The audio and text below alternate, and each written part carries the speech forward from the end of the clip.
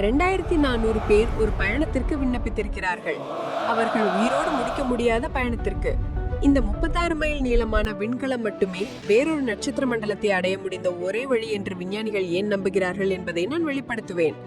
இத்தாலிய பொறியியலாளர்கள் இதுவரை கற்பனை செய்ததில் மிகவும் பைத்தியக்காரத்தனமான விண்வெளி திட்டத்துடன் ஒரு போட்டியில் வெற்றி பெற்றுள்ளனர். மன்ஹட்டனை விட நீளமான 400 ஆண்டுகள் பயணிக்க வடிவமைக்கப்பட்ட கப்பலை பற்றி நாம் பேசுகிறோம்.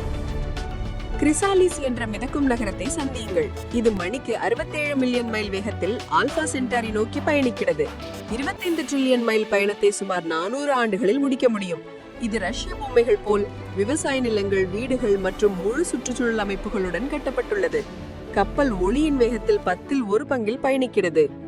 இங்கே மனதை பிரமிக்க வைக்கும் உண்மை என்னவென்றால், வடிவமைப்பாளர்கள் இதை வெறும் 25 ஆண்டுகளில் கட்ட முடியும் என்று கூறுகிறார்கள். ஆனால் முதல் தலைமுறையினர் இலக்கை அடைவதை பார்க்க மாட்டார்கள். உங்கள் பேரன் பேத்திகள் தான் வேற்றுகிரக உலகத்தில் காலடி வைப்பவர்களாக இருப்பார்கள். இது வெறும் விண்கலம் மட்டுமல்ல, மனித குலத்தின் காப்பு திட்டம். மனித குலத்தின் மிகப்பெரிய சூதாட்டத்திற்கு நீங்கள் பதிவு செய்வீர்களா? உங்கள் கருத்துக்களை கீழே போடுங்கள். இது உங்கள் மனதை பிரமிக்க வைத்திருந்தால் லைக் அழுத்துங்கள்.